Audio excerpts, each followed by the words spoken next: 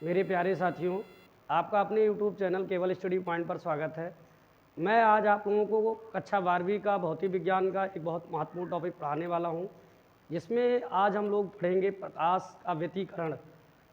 पिछले वीडियो में हम लोगों ने देखा था कि जब दो समान आवृत्ति तथा समान कला में चलने वाली तरंगें जो होती हैं, जब एक ही माध्यम में एक ही दिशा में समान कला में समान आवृत्ति और समान आयाम की तरंगें चलती हैं, तो उनके मिलने से क्या होता है, अध्यारोपण का सिद्धांत होता है और इनके मिलने से एक नई तरंग उत्पन्न होती है, जिसकी परिणामी आयाम जो पहले आयाम होती है दोनों तरंगों की उनसे भिन्न होती है।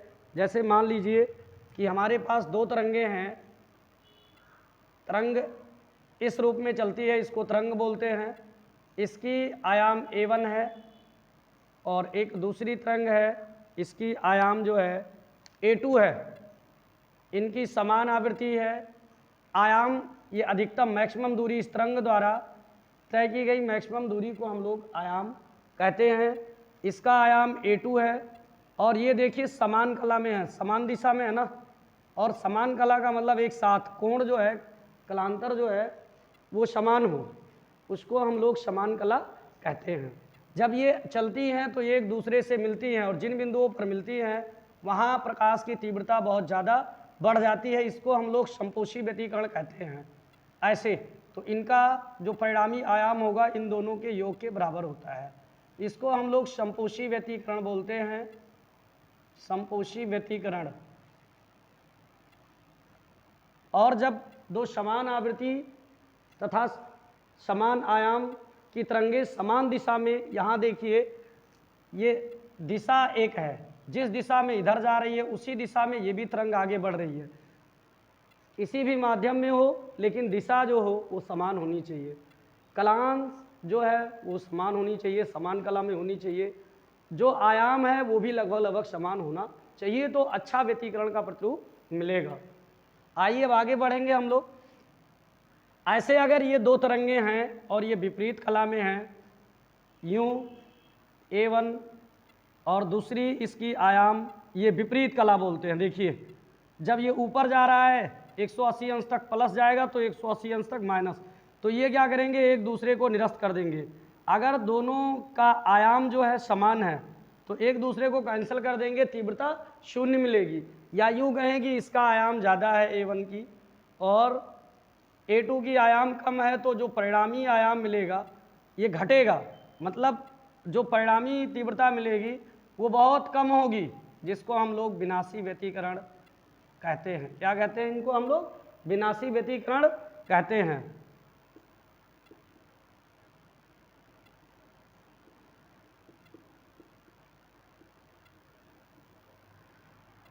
तो व्यतिकरण दो प्रकार का होता है, एक संपोषी व्यतिकरण और विनाशी व्यतिकरण होता है। अब हम लोग ये देखेंगे कि दोनों तरंगें जो मिल रही हैं a1 और a2 जिनके आयाम है, इसको हम लोग आयाम बोलते हैं मैक्सिमम दूरी को। ये दोनों तरंगें मिलती हैं तो जो परिणामी आयाम होगा a1 प्लस a2 यहाँ संपोषी के लिए है, a1 माइनस a2 विनाशी के लिए है। ये सब कैसे होता है, इनका परिणामी आयाम क्या होगा, ये अब हम लोग देखेंगे।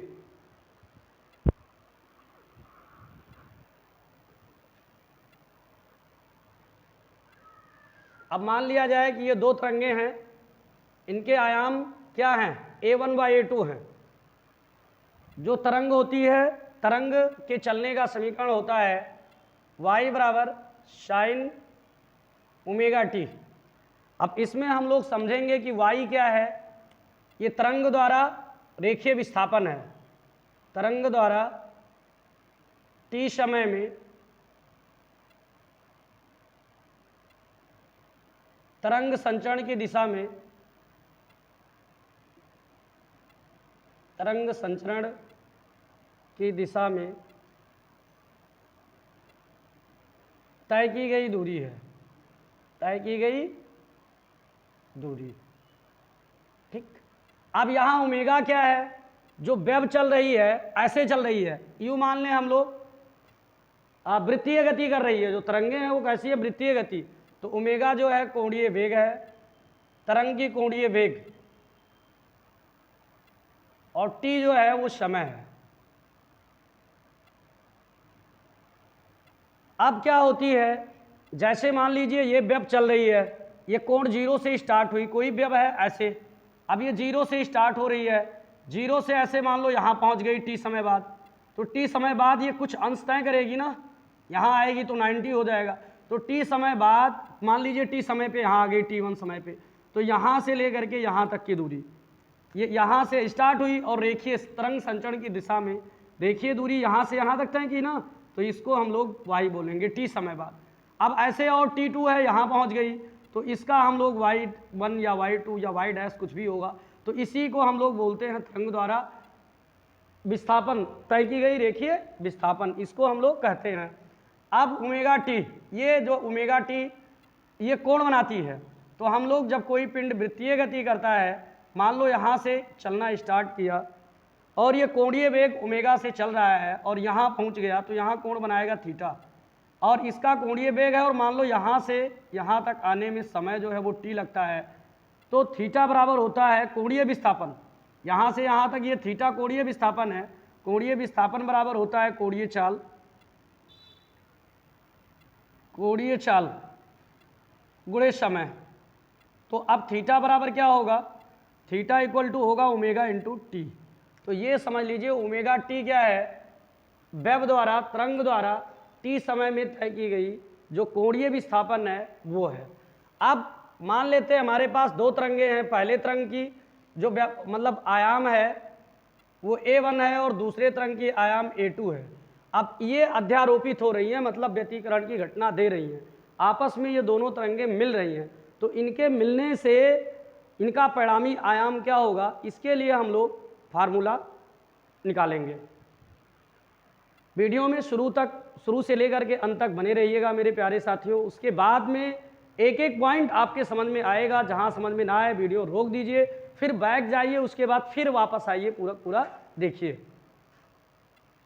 चलो इसका स्क्रीनशॉट ले लीजिए आप लोग। चलिए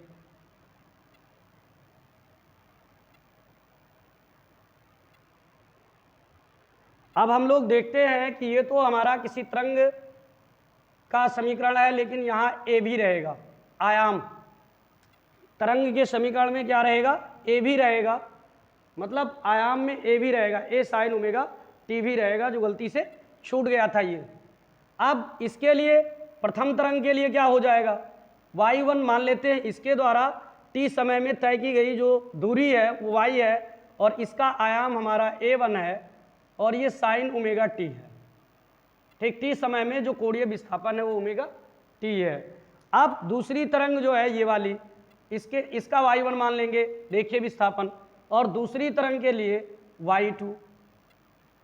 अब इसका आयाम क्या है, a2 है, तो a2 इक्वल क्या हो जाएगा, sine omega t minus phi. अब एक वर्ड आ गया ये फाई, इसी को हम लोग कलांतर बोलते हैं, कलांतर फेज।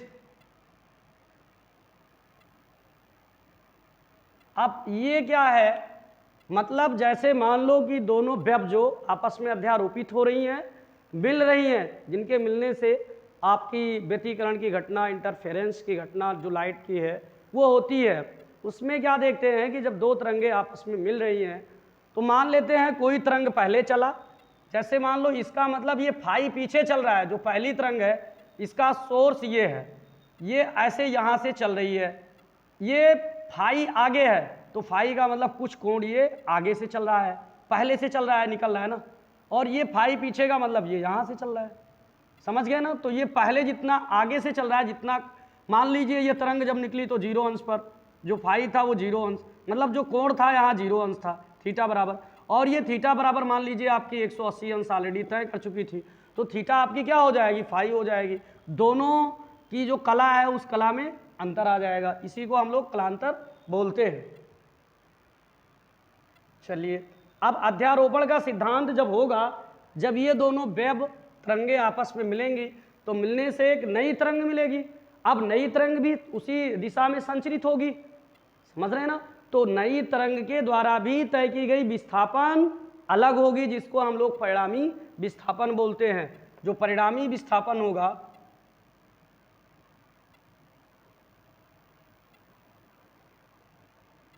ये बनेगा y equal to y1 plus y2। अब y1 का वैल्यू यहाँ से उठा के रख देंगे, तो y इक्वल टू y1 की value a1 sign omega T plus y2 की value a2 sine omega t minus five. अब यहाँ एक फार्मूला चलेगा, फार्मूला है साइन ए माइनस बी का। एक अच्छा 10वीं में था पहले, अब NCERT जब से लागू हुई है हटा दिया गया है, 11वीं में मिलेगा sine A into cos B minus cos A into sine B.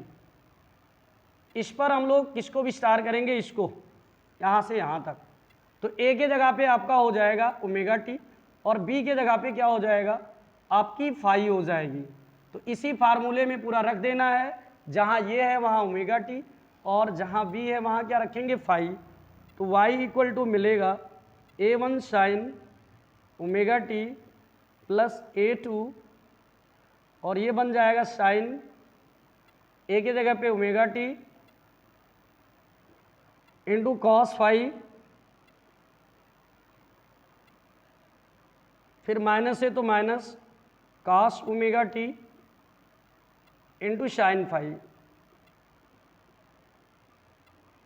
अब हम लोग क्या करेंगे, इसमें a2 से मल्टीप्लाई होगा, तो y इक्वल टू मिलेगा a1 sign omega T plus a2 sine omega t into cos five. अब क्या होगा, ये आपका माइनस हो जाएगा a2 cos omega t into sign five. अब हम लोग क्या देख रहे हैं कि साइन ओमेगा टी यहाँ भी है, साइन ओमेगा टी यहाँ भी है, तो हम लोग क्या करेंगे, साइन ओमेगा टी कॉमन ले लेंगे। तो साइन ओमेगा टी कॉमन लेंगे तो यहाँ क्या बचेगा, a1 यहाँ बच जाएगा केवल, क्योंकि साइन ओमेगा टी हमको कॉमन लेनी है, प्लस क्या बचेगा यहाँ a2 और साइन ओमेगा टी बाहर निकाल लेंगे तो क्या बचेगा, कास फाई। क्या बचेगा, कास फाई हो जाएगी, इंटू हमने कॉमन क्या लिया, साइन ओमेगा टी। फिर यहाँ क्या बचेगा, माइनस a2 काश ओमेगा टी, या साइन पहले लिख लो, चाहे जिसको लिख लो, sine phi into cos omega T.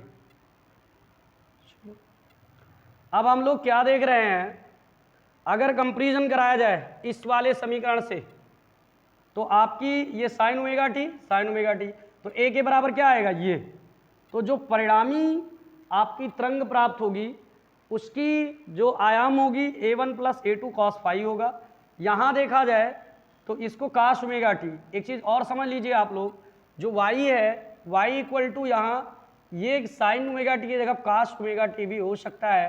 काश ओमेगा टी में क्या होगा, ये जो वेब ऊपर से निकल रही है उसको अगर साइन माने हैं, तो जो वेब नीचे से जाएगी उसको क्या मान लेंगे हम लोग, काश ओमेगा टी मान लेंगे। अब क्या होगा, अगर तुलना किया जाएगा तो ये आप लोग खुद चेक कर सकते हैं, इससे देखेंगे तो ये क्या बनेगा, आयाम बन जाएगा, परिणामी आयाम। ये परिणामी आयाम बनेगी। ऐसे इसमें जब कंपैरिजन करा देंगे तो साइन ओमेगा टी के जगह पे हम लोगों को क्या देख रहे हैं, काश ओमेगा टी ना। अब इसमें जब कंपैरिजन कराएंगे तो ये वाली यहाँ से यहाँ तक ये क्या बन जाएगी, ये भी परिणामी आयाम बनेगा। ये भी परिणामी आयाम है। तो अब हम लोग मान लेंगे इसको, माना ये जो है ये इक्वल टू a1, अब क्या है यहाँ कास फाई है ना, तो कास थीटा मान लेते हैं कि दोनों के मिलने से जो एंगल बनेगा वो क्या बनेगा, थीटा मान लेते हैं। तो cos theta equal to a1 plus a2 cos phi, और इसके बराबर मान लेते हैं ए, भाई आयाम तो सेम एक ही होगा ना, दो थोड़ी ना होगा। यहाँ फाई का मान क्या रख दें कि दोनों इक्वल आ जाए, तो ये हो जाएगा साइन थीटा, क्योंकि इसमें साइन है तो हमने साइन थीटा मान लेते हैं, इक्वल टू a2 हो जाएगा। उसके बाद में क्या हो जाएगा, साइन, इसको इक्वेशन 1 मान लेंगे, इसको इक्वेशन 2 मान लेंगे। अब हम लोग क्या करेंगे, ये हमारी फार्मूला था, ये वाला फार्मूला इसको हम लोग मिटाल देते हैं।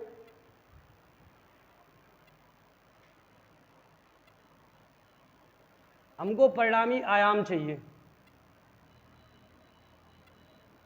तो अब क्या करेंगे, इसको और हम यहाँ मान रख के इसको और हल कर सकते हैं, तो ये परिणामी विस्थापन y भी मिल जाएगा। ठीक, इसमें अगर मान रख देंगे तो, लेकिन हमको चाहिए क्या, इसके लिए हमको चाहिए परिणामी तरंग, मतलब परिणामी आयाम चाहिए।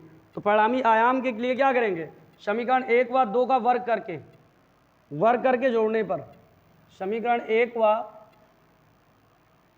2 का वर्ग करके जोड़ने पर, वर्ग करके जोड़ने पर, तो वर्ग जब करेंगे तो ये हो जाएगा a square cos square theta, और ये हो जाएगा a1 plus a2 cos phi का होल स्क्वायर। समीकरण 3 मान लो इसको, भाई जोड़ना है। इसको क्या कर देंगे, a2 का square sine square theta equal to, या समीकरण ना मानो, a2 का स्क्वायर साइन स्क्वायर फाई, ये 4 मान लो, या समीकरण मत मानो, जोड़ेंगे तो a स्क्वायर दोनों में मिला है ना, a स्क्वायर को कॉमन लो, cos square theta plus sine square theta. इसमें क्या बनेगा, इसमें बनेगा a1 plus a2 cos phi का होल स्क्वायर प्लस a2 का स्क्वायर साइन का स्क्वायर फाई, ये बन रहा है। अब हम लोग जानते हैं कि जो हमारी फार्मूला है उसके according cos square theta plus sine square theta बराबर 1 होता है, तो ये हो जाएगा a स्क्वायर, इसका मान 1 हो जाएगा, इसका हम लोग होल स्क्वायर कर देंगे, ये प्लस बी का whole square, a square plus b square plus 2ab, इसको ये मानेंगे इसको भी, तो a1 का स्क्वायर प्लस a2 का स्क्वायर, और इसी के साथ cos फाई भी है, तो cos फाई का भी स्क्वायर होगा प्लस 2ab, तो plus 2a1 a2 into cos phi, plus क्या बचेगा, ये प्लस बचेगा a2 का स्क्वायर साइन स्क्वायर फाई।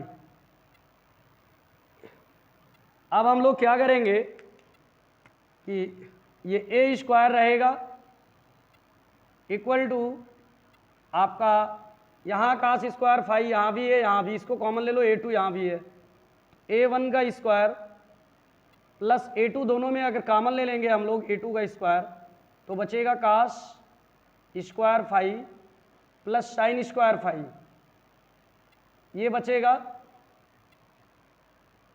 फिर प्लस बचेगा 2a1 a2 cos phi, 2a1 a2 cos phi बचेगा। अब क्या करेंगे, वही चीज़ cos square theta plus sine square theta, theta की जगह पे यहाँ फाई है, तो ये जो आपकी है cos square phi plus sine square phi, इसकी वैल्यू हो जाएगी 1, कितनी हो जाएगी 1। तो अब हम लोग क्या लिखेंगे, यहाँ नीचे लिखते हैं, अब लिखेंगे a square equal to a1 का स्क्वायर प्लस a2 का स्क्वायर, और ये देखिए इसका मान 1 हो जाएगा, 1 से गुणा करेंगे a2 हो जाएगा ना, plus 2a1 into a2 cos phi. अब अगर यहाँ स्क्वायर हटाएंगे तो क्या हो जाएगा, रूट हो जाएगा, तो ये इक्वल टू क्या हो जाएगा, a1 का स्क्वायर प्लस a2 का square plus 2a1 into a2 into cos phi, ये परिणामी आयाम होगी, जो नई तरंग प्राप्त होगी उसके लिए मेरे प्यारे साथियों ये परिणामी आयाम होगी। चलिए एक बार इसका रिवीजन कर लेते हैं। किसी भी वेब के लिए जो वेब तरंग समीकरण है y बराबर a cos ओमेगा t, या y बराबर a साइन ओमेगा टी होता है। हमारे पास यहाँ दो तरंगे हैं a1 a2। कितनी तरंगे हैं? दो तरंगे हैं, a1 a2 हैं। जब ये दोनों अध्यारोपित होंगी, आपस में मिलेंगी, तो ये एक नई तरंग बनेगी। क्या बनेगी? एक नई तरंग बनेगी और उस नई तरंग का नया आयाम होगा। अब हमने मान लिया कि जो पहली तरंग है उसके द्वारा t सेकेंड में तरंग के संचरण की दिशा में जो रेखीय विस्थापन है y1 है, तो y1 हो गया, फिर इसका आयाम a1 साइन ओमेगा टी हो गई। ठीक ऐसे दूसरी तरंग जो है t समय में, जो कि फाई कलांतर पीछे है, मतलब ये वाली जो है फाई कोण पहले से चल रही है। अब ये क्या हुआ? Sine omega t minus phi. जो परिणामी विस्थापन होगा वो क्या होगा? इन दोनों के योग के बराबर होगा, क्योंकि तरंगे मिल रही हैं। जब इन दोनों को जोड़ेंगे तो y बराबर y1 प्लस y2। y1 का मान हमने यहाँ से उठा के रखा a1 साइन ओमेगा टी, फिर प्लस y2 का मान a2 sine omega T phi. यहाँ हमने क्या किया? साइन a माइनस बी का फार्मूला होता है sine A into cos B. Sign A into cos B, ए के जगह पे ओमेगा टी, फाई के जगह पे बी रखा, तो sine A into cos B minus हमने बी के जगह पे ए के जगह पे फिर कॉस ये, तो अब इसके जगह पे, क्योंकि sine A minus B equal to formula होता है sine A into cos B minus cos A into sine B, ये वाली फार्मूला होती है। फिर इस पे रखा कॉस ये के जगह पे omega t into sine phi, ये हो गया। उसके बाद में अब क्या होगा कि आगे हमने क्या किया? इसका विस्तार कर लिया, फार्मूला रखा a2, इसमें क्या है? मल्टीप्लाई है, गुणा किया, a2 sine omega t cos phi, a2 cos omega t sine phi आ गया। उसके बाद में हम लोग क्या देख रहे हैं कि साइन ओमेगा टी यहाँ भी है और साइन ओमेगा टी यहाँ भी है, दोनों मैंने बाहर यहाँ कॉमन लिया। यहाँ क्या बचा? a1 plus a2 cos phi. ऐसे इसमें ये कॉस ओमेगा टी मैंने उधर कर लिया, गुणा है, कर्म में नियम लागू होगा। फिर हम लोग इससे तुलना कराएंगे इसकी, तो ये क्या मिलेगी? कॉस साइन ओमेगा टी निकाल लेंगे तो ये बचेगा, ये क्या है? ये आयाम है। ऐसे जो बच रहा है वो आयाम है, a1 plus a2 cos phi परिणामी आयाम है। ऐसे इसमें जो इसकी व्यव होगी, दोनों में मैंने बताया कि साइन वाला अगर ऊपर से चलेगा तो कॉस वाला व्यव नीचे से चलेगा। ये फिर क्या हुआ कि कॉस ओमेगा टी का मान, ठीक, तो ये व्यव से तुलना कराए तो ये परिणामी आयाम बन गया। यहाँ कॉस फाई है तो मैंने मान लिया दोनों तरंगों के मिलने से जो कलांतर बन रहा है, थीटा बन रही है, कोण बन रहा है तरंग के चलने से, वो थीटा है। भाई दोनों तरंग मिलेंगी तभी तो ये चलेगा कोण के माध्यम से, तो एंगल थीटा है। तो a1 plus a2 into cos phi हो गया, ये साइन थीटा बराबर इसको साइन फाई है तो साइन थीटा माना गया, a2 साइन फाई हो गया। अब परिणामी तरंग हमें चाहिए तो हमने क्या किया? दोनों का वर्ग किया, वर्ग करने के बाद a square cos square theta, इसका भी वर्ग हो गया, इसका जोड़ा गया, तो a स्क्वायर दोनों में है, मैंने कॉमन लिया। फिर उसके बाद में यहाँ क्या बच रहा है? Cos square theta plus sine square theta, इसका मान 1 होता है। ठीक, अब यहाँ a1 plus a2 cos phi square था, फिर प्लस a2 का स्क्वायर साइन स्क्वायर फाई, मैंने a प्लस बी के होल स्क्वायर पर इसको विस्तार किया। फिर उसके बाद में ये प्राप्त हुआ, आप देख रहे हैं a2 का स्क्वायर फिर a2 का स्क्वायर दोनों में है, मैंने कॉमन लिया, यहाँ cos square phi plus sine square phi, cos square phi plus sine square phi 1 होता है मेरे प्यारे दोस्तों। फिर यहाँ 1 रख दिया तो a स्क्वायर a1 का स्क्वायर प्लस a2 का square plus 2a1 into a2 into cos phi बचा, और फिर स्क्वायर हटेगा रूट होगा, ये हो गया परिणामी तरंग। अब क्या होता है कि अगर मान लीजिए हमको परिणामी विस्थापन पता करना है तो क्या करेंगे? इन्हीं मानों को उठा के इसमें रख देंगे, यहाँ रख देंगे, तो ये बनेगा y इक्वल टू क्या बन जाएगा? इसके जगह पे रख देंगे a कॉस थीटा, ये कॉस थीटा और इंटू साइन ओमेगा टी, फिर क्या है माइनस ये 2 साइन फाई के जगह पे ये साइन थीटा,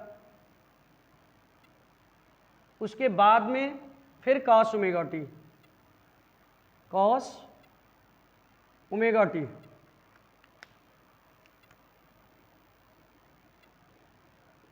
अब हम लोग क्या देख रहे हैं कि ये दोनों में कॉमन मिल जाएगा, ये हम बाहर ले लेंगे तो बचेगा कॉस थीटा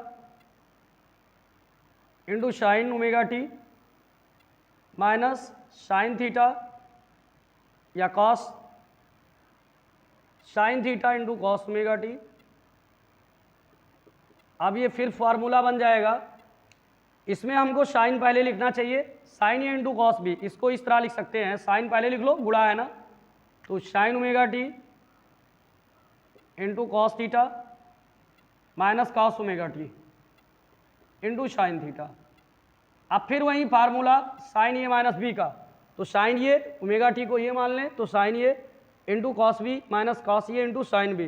तो परिणामी तरंग जो प्राप्त होगा उसके द्वारा तरंग विस्थापन जो होगी ये इंटू क्या होगा, ये आपका हो जाएगा साइन ए माइनस बी का सूत्र है sign omega t minus theta. ये आपकी नई विस्थापन होगी नए तरंग की। मेरे प्यारे साथियों, वीडियो कैसा लगा ज़रूर बताना। अगर अच्छा लगा हो तो लाइक सब्सक्राइब करें, कमेंट करें तथा अन्य ग्रुप में शेयर करें ताकि मेरे द्वारा बनाई गई लेटेस्ट वीडियो की नोटिफिकेशन आप तक पहुंच सके।